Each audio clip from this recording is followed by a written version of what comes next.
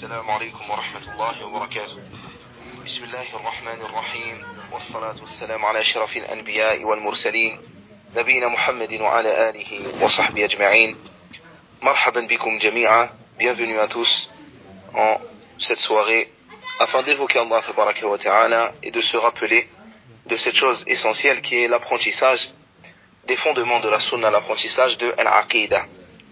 Et certes, c'est une chose qui est demandée à chaque musulman. أول واجب على العبيد معرفة الرحمن بالتوحيد. الرحمن بالتوحيد. Nous devons connaître Allah tabaraka wa ta'ala. Nous avons été créés pour son adoration. Allah a créé les djinns et les hommes seulement pour qu'ils l'adorent, et nous devons adorer Allah tabaraka wa ta'ala bil ilm, avec la science. Nous devons adorer tabaraka wa ta'ala, adorer Allah tabaraka wa ta'ala avec science. Barakallahu fikum. Ainsi, Allah tabaraka wa ta'ala a parlé des gens de science en disant Innama yakhsha Allah min ibadihi al-ulama. Seuls les savants craignent Allah tabaraka wa ta'ala. L'imam Ibn Baz dit à ce sujet, au sujet de ce verset, que ceci est une éloge d'Allah tabaraka wa ta'ala au sujet des savants, une éloge des savants, et l'évocation de leur grand mérite, de leur grand degré, de leur grand mérite sur les gens. Et le fait, barakallahu fikum, qu'ils aient appris cette religion, qu'ils font partie des gens qui savent. Et ce qui est voulu ici dans ce verset, al-ulama, les savants qui sont savants de cette science, savants d'Allah tabaraka wa ta'ala. Ils sont savants de cette science, comme il dit, al-ulama billah, ulama al-shari'a, les savants de la sharia, de cette religion. Ulama al-Qur'an wa sunnah, les savants du Qur'an et de la sunna, ceux qui craignent Allah tabaraka wa ta'ala, ceux qui craignent Allah tabaraka wa ta'ala. Barakallahu fikum. L'apprentissage de cette science, de ce qui était obligatoire, de cette aqidah, ne laisse rien ni personne se mettre en travail qui te mène à cette compréhension, à cet apprentissage. Il est important que tu comprennes cela, que tu as une obligation religieuse qui est d'apprendre ses fondements, qui est d'apprendre ta religion, les bases de ta religion. Tout n'est pas obligatoire. Il n'est pas obligatoire pour toi que tu deviennes un spécialiste de l'héritage. Il n'est pas obligatoire pour toi que tu saches dans les détails comment traiter des affaires de divorce entre les gens, ou comment traiter les témoignages dans le chapitre qui est relatif à la justice, al-qada. Il y a beaucoup de chapitres qui ne sont pas obligatoires pour toi. Mais certes, ce qui est obligatoire, tu dois t'en acquitter. Tu dois prendre ce temps et apprendre ta religion, apprendre ce qui est obligatoire de connaître, ce qui est obligatoire à chaque musulman et musulmane de connaître. Et tu dois avoir, lors de cet apprentissage, une intention exclusive pour Allah tabaraka wa ta'ala. Tu n'apprends pas pour les gens. Tu n'es pas en course avec les gens. Tu ne cherches pas à plaire à telle ou telle personne, mais tu cherches à plaire à Allah tabaraka wa ta'ala. Et tu apprends parce que Allah te l'a ordonné. Tu apprends afin de te rapprocher d'Allah tabaraka wa ta'ala. Tu apprends afin de t'acquitter de ton obligation religieuse. Tu apprends afin d'éloigner de toi et toi-même de t'éloigner de l'ignorance. Et certes, l'ignorance est terrible. L'ignorance est terrible. Elle est destructrice. Comme disait le poète, La yablughu al-a'da'u min jahilin, ma yablughu al-jahilu min nafsihi. Les ennemis n'arrivent pas à atteindre, à causer du tort à un ignorant, comme l'ignorant arrive à se causer du tort à lui-même. Ainsi, subhanallah, il est important cette ignorance et d'éloigner l'ignorance de toi, afin que tu adores Allah tabaraka wa ta'ala avec science, et aussi tu apprends afin d'être une cause profitable, en commençant par ta famille, par les gens qui sont proches de toi, afin que les gens, alhamdulillah, apprennent leur religion. Bifadlillahi tabaraka wa ta'ala, tu leur apprends les choses essentielles, des choses qu'ils doivent connaître. Tu apprends cela à tes enfants, qui transmettront à leurs enfants et aux petits-enfants. Et si tu n'as pas cette science nécessaire, cette science obligatoire, vas-tu les laisser pauvres? Ainsi qu'il est triste de voir des gens qui laissent de l'argent, des maisons, des terrains, des arbres, des fleurs, des fruits à leur descendance. Des choses qui vont pourrir, faner, se détruire. Mais il ne leur laisse pas ce qui est khayr, ce qui est meilleur, wa abqa, et qui restera pour l'éternité. Il ne leur laisse pas cette religion, ce tawhid, ce qui va leur être utile pour l'éternité, ce qui va leur être utile, subhanallah, pour le paradis. Il ne leur laisse pas ces choses-là. Il ne donne pas les armes à sa famille afin qu'ils apprennent les choses de base de la religion. Mais comment peut-il laisser ses armes alors qu'il s'est lui-même négligé? Ainsi, barakallahu fikum, la personne, lorsqu'elle apprend, elle apprend pour plusieurs raisons. Elle apprend pour plusieurs raisons, mais son intention est uniquement pour Allah tabaraka wa ta'ala. Et comment peut-elle se détourner de cet apprentissage? Comment peut-elle se laisser aller à cette dunya sans réserver un temps dans sa journée ou dans sa nuit afin d'apprendre, afin d'évoquer Allah tabaraka wa ta'ala dans cet apprentissage? Comment la personne peut-elle faire cela alors que le prophète sallallahu alayhi wa sallam nous dit dans le hadith: ad-dunya mal'ouna mal'oun ma fiha illa dhikra Allah wa ma walah wa 'aliman aw muta'alliman. La dunya est maudite et ce qu'elle contient tout autant, si ce n'est le rappel d'Allah, son adoration, un savant et un étudiant. Ainsi, ne laisse rien te détourner de cela. Ne laisse rien parmi les occupations de la dunya te détourner des assises de science. Si tu entends qu'il y a dans telle assise ou telle assise la possibilité pour toi de t'éloigner de l'ignorance, d'éloigner l'ignorance de toi, de ta famille, si tu sais que dans telle assise tu vas pouvoir étudier al-aqidah, la croyance, tu vas pouvoir étudier ce qui était obligatoire de cette croyance et ce qui était obligatoire du fiqh, ce qui était obligatoire de ta religion, alors ne laisse rien se mettre au travers de ta route, car tu seras questionné sur cette obligation. Et car tu sais que ad-dunya mal'ouna, que la vie d'ici-bas est maudite. Et toi tu veux ce qui te rapproche d'Allah tabaraka wa ta'ala, ce qu'Allah n'a pas maudit. Et comme il dit ici, illa dhikra Allah, le rappel d'Allah, son adoration, un savant et un étudiant. Ainsi utlub al-ilm ya akhi.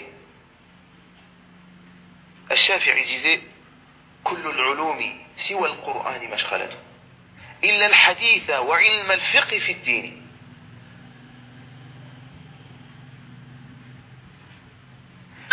وما سوى ذاك وسواس الشياطين. Toutes les sciences en dehors du Coran est une occupation. Il y a une occupation qui te détourne de ce qui est essentiel. إلا الحديث وعلم الفقه في الدين, ici ce n'est le hadith, et la compréhension de la religion, la science de la compréhension de la religion. La science, c'est ce qui est قال حدثنا. Le prophète sallallahu alayhi wa sallam a dit, les compagnons ont dit, ce qui a été rapporté dans le hadith du messager d'Allah sallallahu alayhi wa sallam, وما سوى ذاك وسواس الشياطين. Et ce qui est en dehors de ça, alors ce ne sont que des insufflations de shaitan. Et on ne dit pas, barakallahu fik, que tu ne dois pas penser à toi sur ce que tu as besoin de la vie d'ici-bas. Bien sûr, nous ne disons pas que tu dois vivre comme un pauvre, à tendre la main, et que tu dois t'éloigner de ce qui te permet de te nourrir toi et ta famille. Mais ya Abdallah, regarde autour de toi, regarde ce que tu fais de ta journée. Regarde le temps que tu passes sur ton téléphone, regarde le temps que tu passes sur ton téléphone, sur ton ordinateur, regarde le temps que tu passes à boire le café, à rigoler, regarde le temps que tu passes à rêvasser, à jouer, regarde le temps que tu passes dans la futilité, et regarde le temps, observe ce temps, ce peu de temps que tu donnes pour l'apprentissage de ta religion. Et subhanallah, parfois les gens, lorsqu'ils arrivent à se dégager du temps, tu les vois au lieu de s'occuper de ce qui est obligatoire, s'occuper de ce qui ne l'est pas. Ainsi, ils recherchent des choses qui font partie des choses bénéfiques, mais pas autant bénéfiques que l'obligatoire. Ainsi, barakallahu fik. Il y a certaines personnes qui, lorsqu'ils entendent un cours de Aqidah, Wallah, nous l'avons entendu de nos oreilles, ils te disent Aqidah, Aqidah, toujours Aqidah. Allahul Musta'an. Al-Aqidah, car biha tanjou. Par elle, tu seras bi'idnillah sauvé.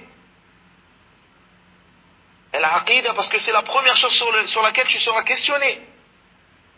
Al-Aqidah, car cette affaire, subhanallah, c'est l'enfer ou le paradis. Al-Aqidah, car même si tu as appris le fiqh et le hadith et que tu t'es égaré sur cela, qui te secourra si ce n'est Allah tabaraka wa ta'ala. فأحسن الأمر, fais en sorte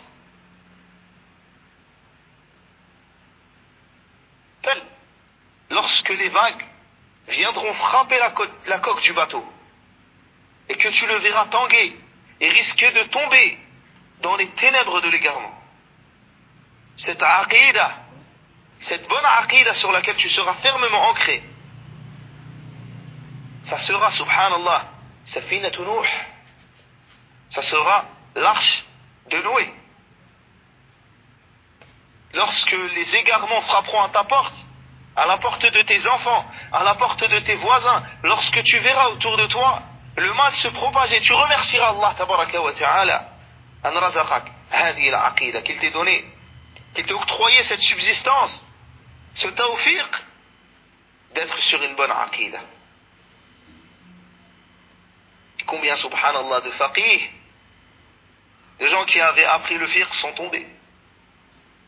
Combien de gens qui ont expliqué le Coran ont glissé. Combien de gens qui ont appris les lectures se sont égarés, car ils ont négligé la chose principale, al-aqidah, la première des obligations. Et ceci fait partie des pièges de Shaytan, de détourner l'être humain de ce qui lui est obligatoire et de l'emmener vers ce qui ne l'est pas. Et Abu Omar al-Maqdisi al-Hanbali a dit, les gens disent,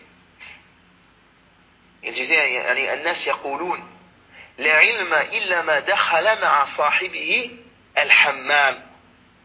Les gens disaient, il n'y a pas de science si ce n'est la science qui rentre avec la personne lorsqu'il est au hammam, lorsqu'il est dans la salle de bain, dans le sens qu'il n'a pas besoin de livre. Sa science, elle est mémorisée.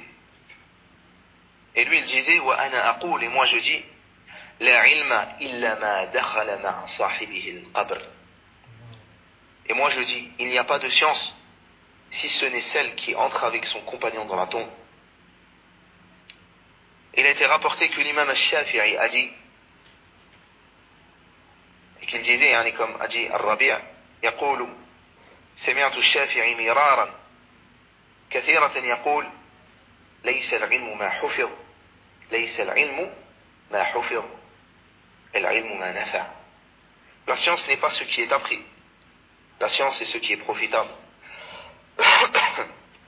Ainsi, barakallahu fikum, la première des sciences profitables, c'est la science de l'aqida, la science de ses fondements. Et al-aqida, barakallahu fikum, tu l'apprends et tu l'apprends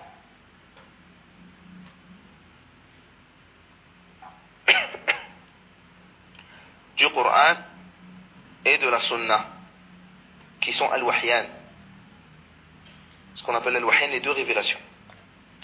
Et Allah tabaraka wa ta'ala a dit, inna nahnu nazzalna adh-dhikra wa inna lahu lahafidhun. Certes, nous avons fait descendre al-dhikr, le rappel, et nous le préservons.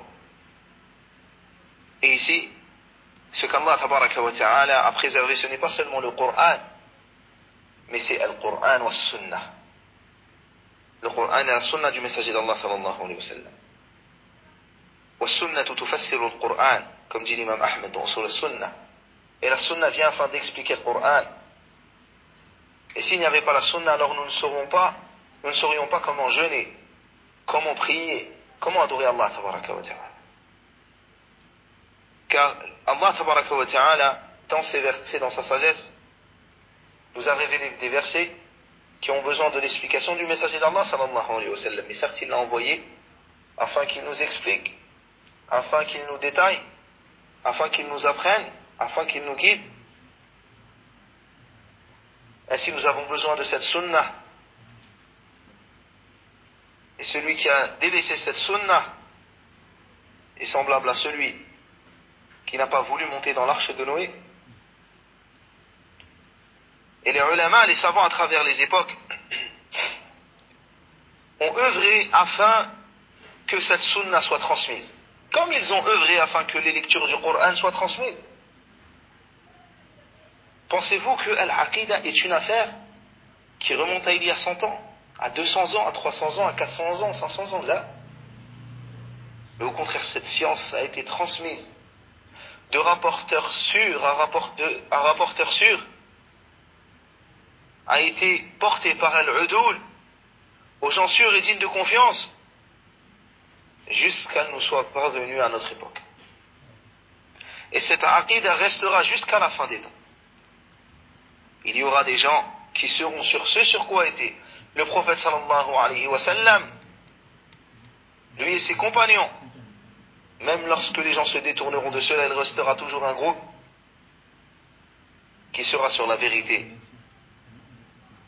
et qui n'ont pas peur du blâme des gens, qui n'ont pas peur d'être blâmés, qui appelleront au haqq et qui seront sur le haqq. Et ce sont as-salafiyoun, les gens de la sunnah, ceux qui ont préservé ces fondements, qui ont cru, qui ont eu la même foi que le prophète Mohammed sallallahu alayhi wa sallam et ses compagnons, la même foi que Moussa, que Moïse, la même foi que Isa, que Jésus, la même foi que Nuh, que Noé, la même foi que les prophètes qui nous ont précédés. Et les savants ont écrit des livres à ce sujet. Ne pensez pas que la Aqidah a été écrite il y a peu et que tout le monde peut dire ce qu'il veut. Et ceci depuis l'époque des salafs. Ainsi on voit par exemple que Abu Hanifa a écrit un livre, Al-Fiqh al-Akbar, même s'il y a eu des transformations par la suite, des gens de l'innovation. Et la sunnah, l'Aqidah, la croyance, à travers les époques, a eu plusieurs noms. À travers les imams, justement, les noms qu'ils ont donnés sont différents mais désignent la même chose, qui est la croyance, la bonne croyance, la croyance sur laquelle nous devons être, sur laquelle était le messager d'Allah sallallahu alayhi wa sallam, lui et ses compagnons. Et Abu Hanifa al-Fiqh al-Akbar, le plus grand des fiqh, le plus important, c'est l'apprentissage de cette croyance, de ses fondements. On voit des gens à notre époque maintenant qui sont à fond dans l'apprentissage du madhab Maliki, Hanbali, Shafi'i, Hanafi. Et tu lui poses une question sur l'Aqidah, et tu vois que sur telle parole il est en accord avec les Ash'ari, et sur telle parole il est en accord avec les Rawafid, et sur telle parole il est en accord avec Al-Khawarij, et sur telle parole il est en accord avec le Mu'tazila, et sur telle parole il est en accord avec Fulan et Allan.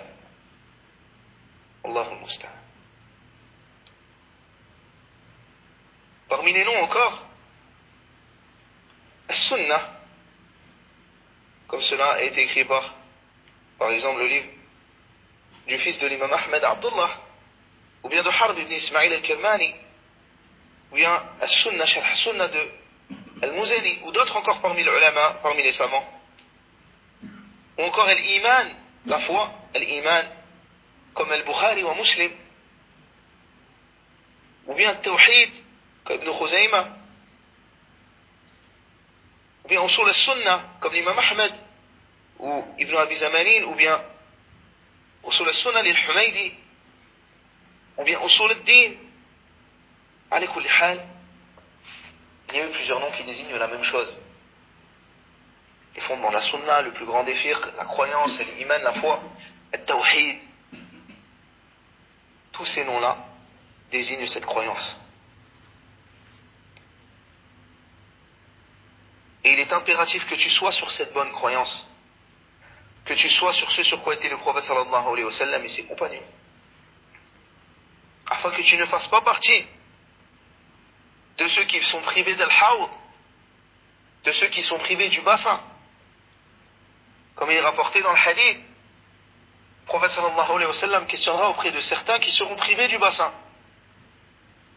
Et il lui sera dit, tu ne sais pas, la tadri, ma ahdathu ba'daka, ce qu'ils ont fait après toi, ce qu'ils ont innové après toi.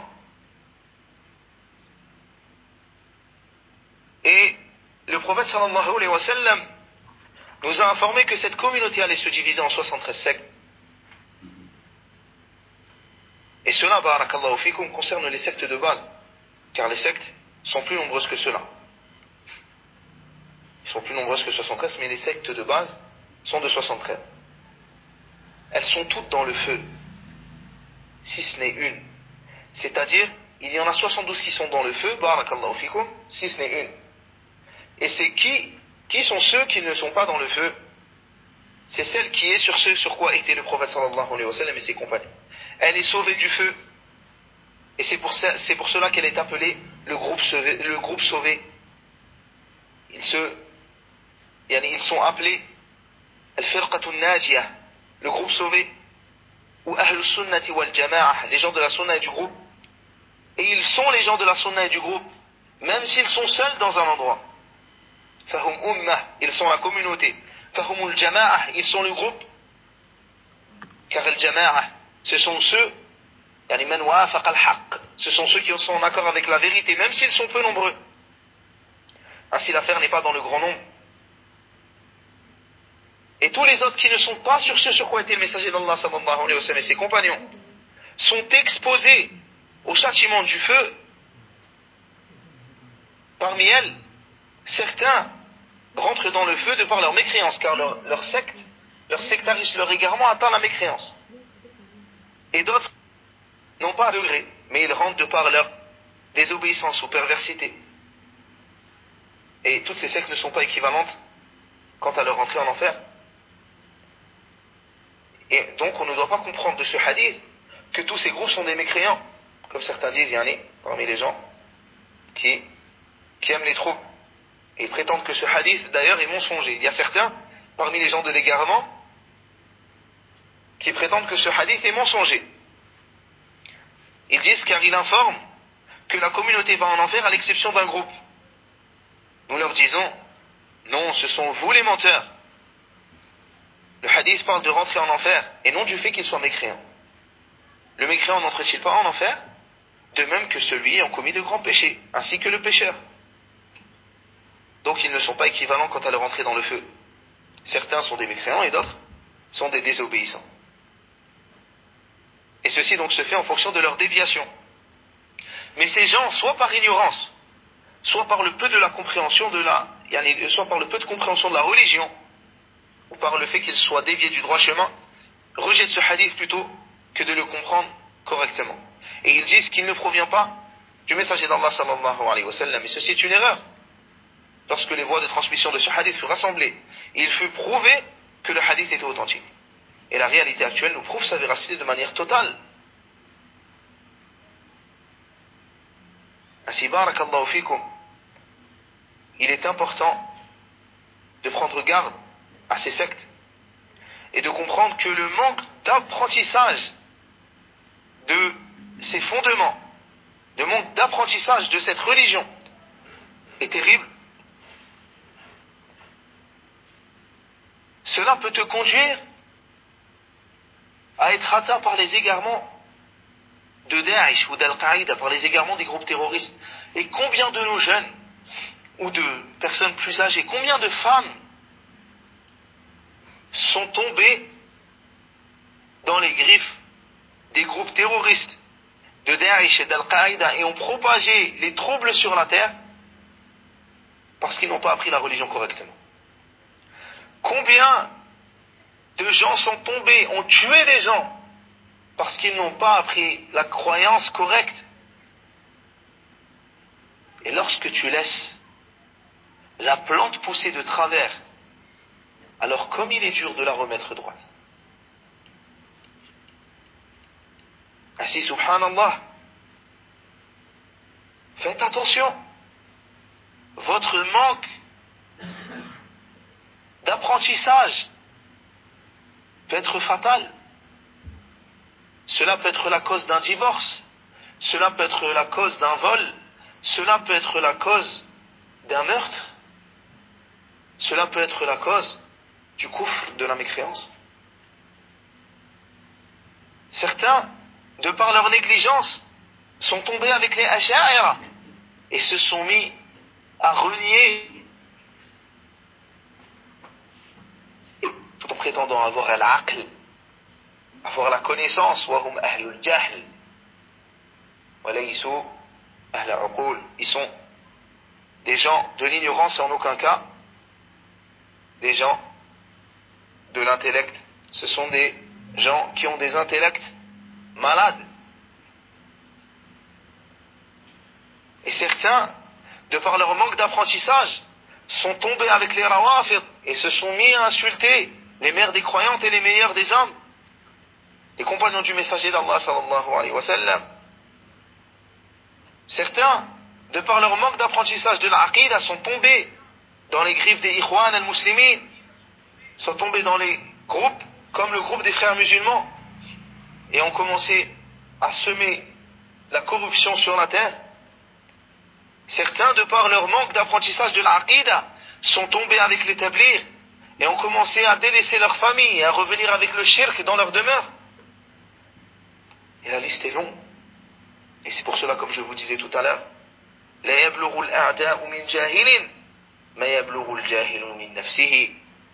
Les ennemis n'arrivent pas à atteindre l'ignorant comme l'ignorant arrive à s'atteindre lui-même par son ignorance. Quelle chose terrible, quelle maladie gravissime. Elle est-elle un cancer? Car ton ignorance a un impact sur l'ensemble des membres de ta famille. Par cette ignorance, il se peut que tu sois injuste. Par cette ignorance, il se peut que tu laisses l'injustice. Par cette ignorance, il se peut que tu sois dans le shirk, dans la bid'a, que tu ne t'en rends même pas compte. Par cette ignorance, il se peut que tu apprends à tes enfants l'égarement et que cela se transmette de génération en génération parce que tu n'as pas appris ses fondements. Et subhanallah, les gens sont négligents. Il se peut, subhanallah, et je ne connais pas par exemple la situation de mes nobles frères de Côte d'Ivoire, malgré que j'aime mes frères musulmans de ce pays ainsi que l'ensemble de mes frères dans les pays musulmans. Il se peut, subhanallah, qu'il y a parmi vous des étudiants qui soient meilleurs que moi et qui soient extrêmement profitables. Mais malheureusement, parfois les gens délaissent les assises de science et ne font pas attention aux bienfaits d'Allah tabaraka wa ta'ala sur eux. Ainsi, profitez de vos étudiants qui ont étudié auprès des savants et apprenez votre religion. Et ne soyez pas feignants. Et si vous devez traverser une ville ou un village afin d'apprendre, faites-le. Et certes, il y a une difficulté dans l'apprentissage. Certes, c'est quelque chose de dur qui prend de ton temps. Mais malgré cela, tu dois apprendre. Et tu ne dois pas négliger ces assises de science. Et celui qui ne peut pas se déplacer, alors qu'il le fasse sur Internet. Car il y a des villes où il n'y a pas d'étudiants. Et c'est ça qui est agib, c'est que les gens, lorsqu'ils ont des savants ou des étudiants à côté d'eux, ils sont parfois les plus négligents. Et ce n'est pas nouveau. Déjà, certains parmi les ulama, même à notre époque, yani, le vivent et l'ont vécu. Le vivent et l'ont vécu. Il y avait une parole, si elle me revient en tête, du Qadi Abdel Wahhab al-Maliki qui disait Bagdad yani, est pour les gens qui ont de l'argent, Darun li ahli al-mali tayyibatun.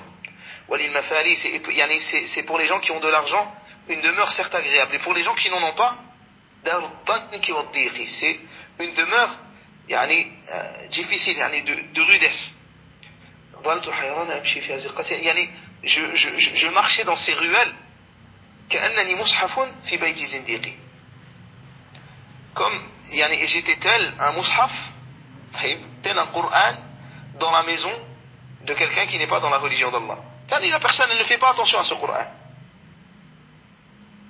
Cette personne elle ne fait pas attention au Coran.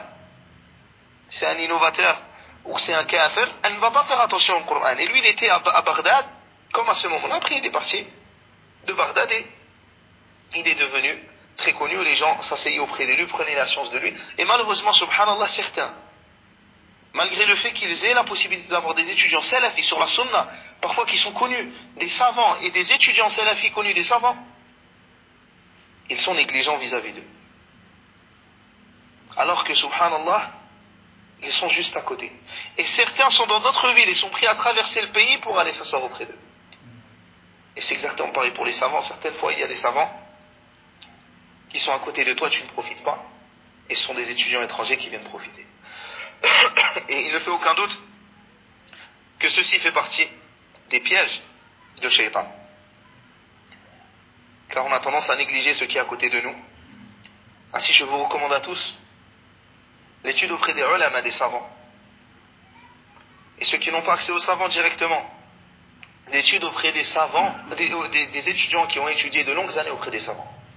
Et de ne pas négliger cela, de ne pas négliger ces rappels. Les étudiants ont confiance à la sunna. Ceux qui sont sur la sunna, qui ne sont pas avec les sectaires, ceux qui sont clairs, sur une voie claire, profitez d'eux. Et je vous recommande l'apprentissage de la langue arabe. Et bien entendu, des fondements de cette sunna. Alors, je ne veux pas vous prendre trop de temps. Excusez-moi pour le darj, je suis resté un peu plus longtemps que prévu. Inch'Allah, pourquoi pas pour une prochaine fois, une prochaine assise. Barakallahu fikum jami'a. Subhanakallahumma bihamdika ashhadu an la ilaha illa anta astaghfiruka wa atubu ilayk. Assalamu alaykum wa rahmatullahi wa barakatuh.